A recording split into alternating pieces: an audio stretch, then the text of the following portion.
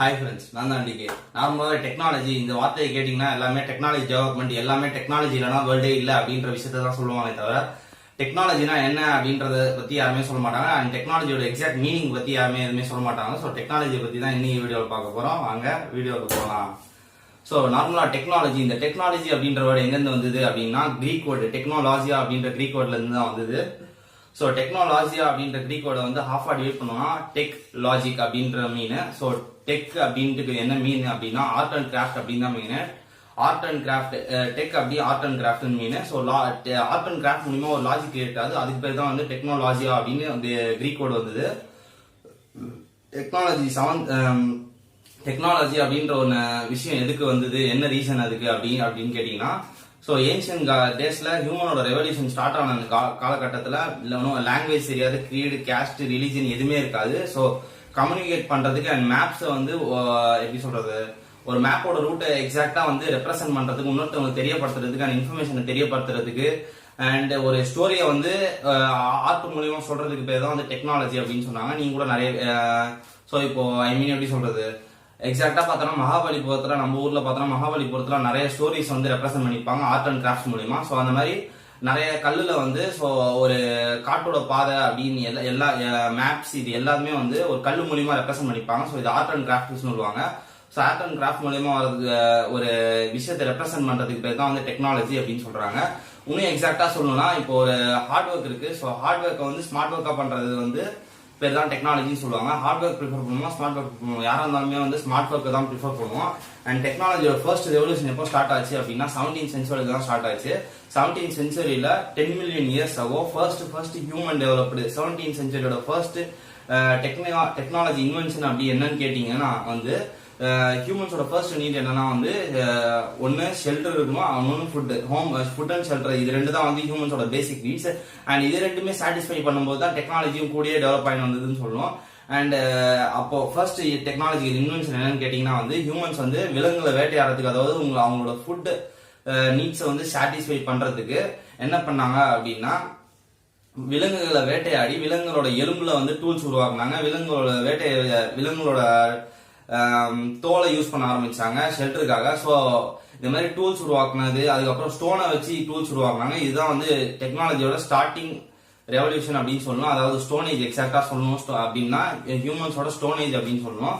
So ஸ்டோன்ஸை வச்சு ஆயுதங்கள் உருவாக்க ஆரம்பிச்சாங்க விலங்குகளை வேட்டையாடுறதுக்கு. இதுதான் வந்து டெக்னாலஜியோட ஃபர்ஸ்ட் இன்வென்ஷன். அந்த டெக்னாலஜியோட செகண்ட் இன்வென்ஷன் என்னன்னு கேட்டீங்கன்னா வந்து ஃபயர், நெருப்பு தான் சொல்லணும். ஏன் அப்படின்னு கேட்டீங்கன்னா 1 or 2 million years ago என்ன பண்ணிருக்காங்க அப்படின்னா ரெண்டு ஸ்டோனுமே வந்து ஒன்னா மீட் பண்ணும்போது அதுல இருந்து தீப்பொறி வர மாதிரி ஒரு புதுசா கண்டுபிடிச்சிருக்காங்க.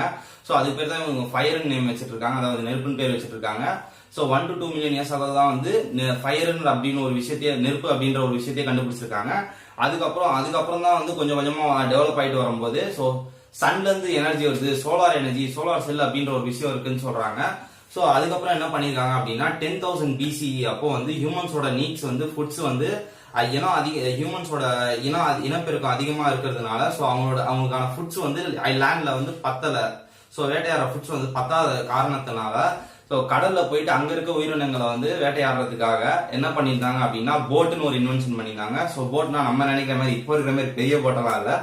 ஸோ கடல் உயிரினங்களை வேட்டையாடுற அளவுக்கு அந்த காலத்துல ஒரு சின்ன போட்டுன்ற மாதிரி இருக்கும்னு வச்சுக்கோங்களேன். ஸோ அதை இன்வென்ட் பண்ணியிருக்காங்க. ஸோ 10,000 BCE அப்போதான் அதை இன்வென்ட் பண்ணியிருக்காங்க. ஸோ பிசிஇ அப்படின்னா என்னன்னா வந்து பேக்வர்ட் காமன் எரா அப்படின்னு அர்த்தம். எரானா நம்ம சாப்பிட்ற எரா இல்லைங்க. ஸோ எரா அப்படின்னா அதுக்கு ஒரு மீன் இருக்கு. எரா அப்படின்னா வந்து olden day history and ancient history, இந்த மாதிரி பல மீன் சொல்லலாம். ஸோ பழங்காலத்து கதையை வந்து ரெப்ரசென்ட் பண்றதுக்கு தான் பேக்வர்ட் காமன் எரா அப்படின்னு சொல்றாங்க. ஸோ அதுதான் வந்து 10,000 BCE அப்போ ஸோ போட் அப்படின்ற விஷயத்த வந்து இன்வென்ட் பண்ணியிருக்காங்க ஹியூமன்ஸ். ஸோ அதுக்கப்புறம் கொஞ்சம் கொஞ்சமா பாத்தீங்கன்னா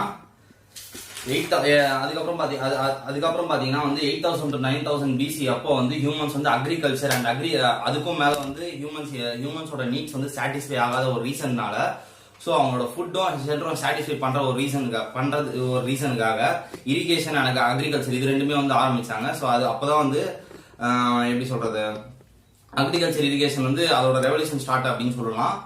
அண்ட் அப்பதான் வந்து அக்ரிகல்ச்சர் மூலியமா வந்து ஓரளவுக்கு வந்து ஹியூமன்ஸோட ஃபுட்ஸ் அண்ட் நீட்ஸ் வந்து ஓரளவுக்கு சாட்டிஸ்ஃபை ஆச்சு அப்படின்னு சொல்லலாம். ஸோ 8000 to 9000 பிசிக்கு அப்புறம் 6000 பிசி வரும்போது ஹியூமன்ஸோட ஷெல்டர் இன்னும் கொஞ்சம் நல்லா டெவலப் பண்றதுக்காக என்ன பண்ணியிருந்தாங்க அப்படின்னா ஹேண்ட்மேட் பிரிக்ஸ் எடுத்துட்டு வந்திருந்தாங்க. ஸோ கையில நம்ம செங்கல் செய்யறோம். ஸோ அது வந்து 6000 பிசி அப்போதான் வந்து ஹேண்ட்மேட் பிரிக்ஸ் எடுத்துட்டு வந்தாங்க. இது எல்லாமே வந்து 17th centuryல நடக்கிற ஒரு விஷயம். அண்ட் இது எல்லாமே வந்து 17th centuryயோட inventions and innovations, technology innovations. So 4000 BC அப்போ என்ன பண்ணியிருந்தாங்க அப்படின்னா அயன் அண்ட் ஸ்டீல் இன்ட்ரோடியூஸ் பண்ணாங்க. அப்பதான் வந்து அயன் அண்ட் ஸ்டீல் அப்படின்ற ஒரு விஷயம் வந்தது. ஸோ 4000 பிசி அப்போ அயன் அண்ட் ஸ்டீல் இன்ட்ரோடியூஸ் பண்ணியிருக்காங்க.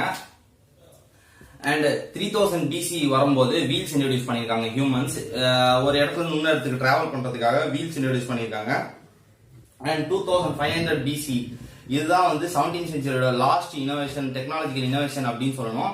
ஸோ அதுல என்ன இன்வென்ட் பண்ணிருக்காங்க அப்படின்னா வந்து பேப்பர் இன்வென்ட் பண்ணிருக்காங்க. அதுவும் வந்து ஏன்ஷியன்ட் எஜிப்தியன்ஸால வந்து 2500 பிசி அப்போ பேப்பர் இன்வென்ட் பண்ணப்பட்டது. ஸோ இதுதான் வந்து 17th centuryயோட கடைசி இனோவேஷன் சொல்லணும். அப்புறம் அடுத்து நெக்ஸ்ட் ரெவல்யூஷன் வந்து 18th centuryயோட டெக்னாலஜி ஸ்டார்ட் ஆகுது.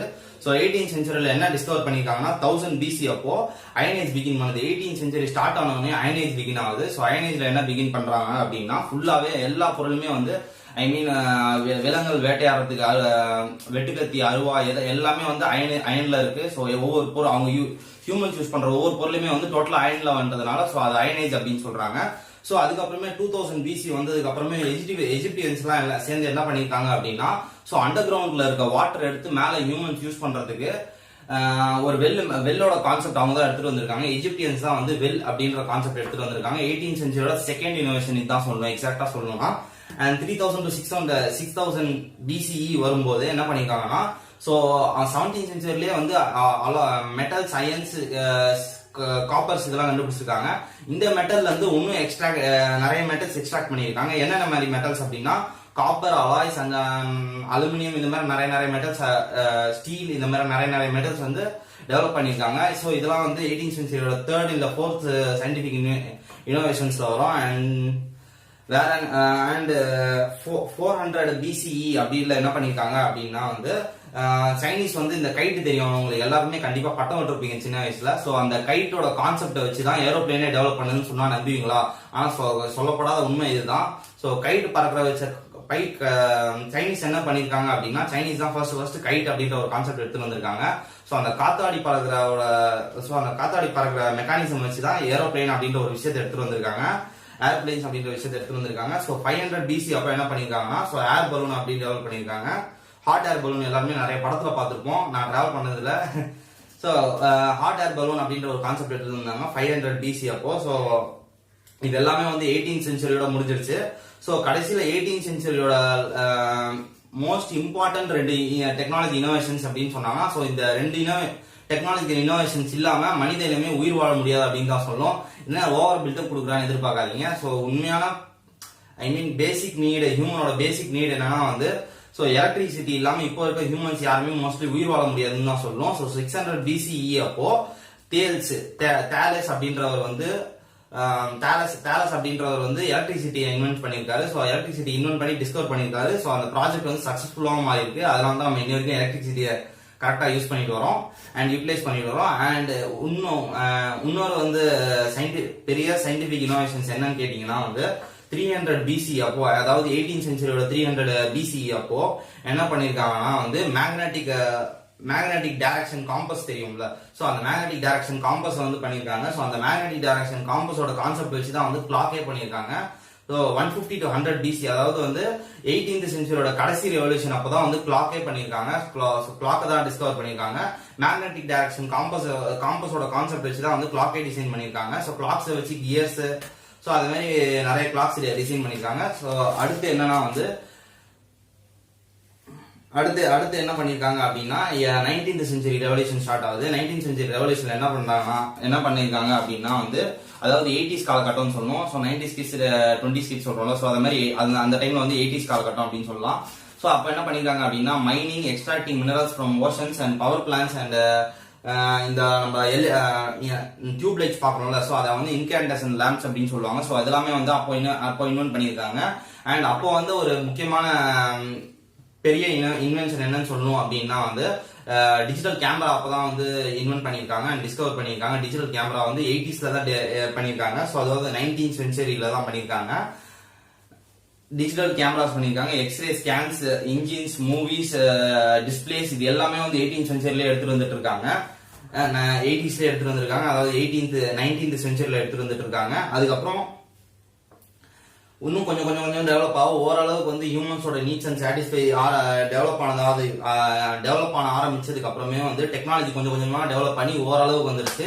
அண்ட் கடைசியில 20th century அப்படின்ற காலகட்டத்தில் என்ன பண்ணிருக்காங்க அப்படின்னா, அதாவது 90s 1900 இயர்ஸ் அப்ப என்ன பண்ணிருக்காங்க அப்படின்னா, கலீலியோ மார்கோனி அப்படின்றவர் வந்து ரேடியோ டிஸ்கவர் பண்ணிருக்காரு. சோ வேக்யூம் கிளீனர் டிஸ்கவர் பண்ணிருக்காங்க. Air conditioners, helicopters, computers, batteries, rechargeable batteries, cells and chips, ports, displays இந்த மாதிரி எல்லாமே 90s எடுத்துட்டு வந்துட்டு இருக்காங்க. அண்ட் டெக்னாலஜிக்கு இது பெரிய டெவலப்மெண்ட் தான் சொல்லணும். இவ்வளோ குறுகிய காலகட்டத்தில் வந்து செம்மையான டெவலப்மெண்ட் தான் சொல்லணும். அண்ட் கடைசியில டெக்னாலஜி அப்படின்னா என்னன்னு கேட்டீங்கன்னா வந்து, ஒரு ஹார்ட் ஒர்க் பண்றதுக்கும் ஸ்மார்ட் ஒர்க் பண்றதுக்கும் டிஃபரன்ஸ் இருக்கு இல்லையா? ஸோ யாரா இருந்தாலுமே வந்து ஹார்ட் ஒர்க் ப்ரிஃபர் பண்ணுவாங்க, ஸ்மார்ட் ஒர்க் ப்ரிஃபர் பண்ணுவாங்க. ஹார்ட் ஒர்க்கும் ஸ்மார்ட் ஒர்க்கும் நடுவில் இருக்க டிஃபரன்ஸ்க்கு பேர் தான் வந்து டெக்னாலஜி டெவலப்மெண்ட் அப்படின்னு சொல்றாங்க. அண்ட் இப்போ டாப் 10 இனோவேஷன்ஸை பத்தி தான் பாக்குறோம். வேர்ல்டுலயே சேஞ்ச் பண்ண டாப் 10 இனோவேஷன்ஸ் என்னன்னு கேட்டீங்கன்னா வந்து, printing press machines, light bulbs and aeroplane, personal computers, vaccines, automobile, clocks, telephones, refrigeration, camera இதெல்லாம் தான் வந்து 10 இனோவேஷன்ஸ். வேர்ல்டுலயே சேஞ்ச் பண்ண 10 இனோவேஷன்ஸ். அண்ட் டெக்னாலஜி டெவலப் பண்றதுக்கு இது ஒரு முக்கிய பார்ட்டா இருந்தது அப்படின்னு சொல்லலாம். அண்ட் ஃபியூச்சர்ல இப்போ வரப்போற இன்வென்ஷன்ஸ் எப்படி இருக்கும் அண்ட் ஃபியூச்சர்ல டெக்னாலஜி எப்படி இருக்கும் அப்படின்னு கேட்டீங்கன்னா வந்து, டாக்டைல் விர்ச்சுவல் ரீடிங் அப்படின்னா என்னன்னு கேட்டீங்கன்னா, கண்டிப்பா அஞ்சான் படத்துல எல்லாம் பார்த்திருப்பீங்க.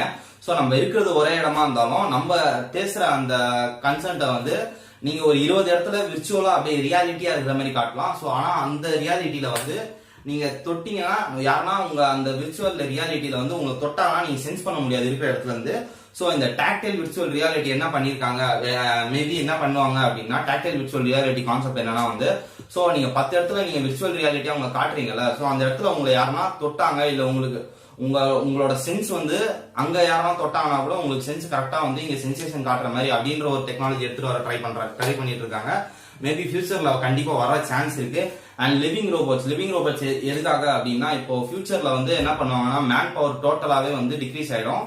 அண்ட் மேனால செய்ய முடியாத விஷயத்த கூட எல்லாமே வந்து லிவிங் ரோபோட்ஸ் வச்சு செஞ்சிருவாங்க. ஸோ மேன் பவர் குறையறதுனால மேனுக்கு எம்ப்ளாய்மெண்ட் ஆப்பர்ச்சுனிட்டிஸ் ரொம்ப கம்மியாகும்.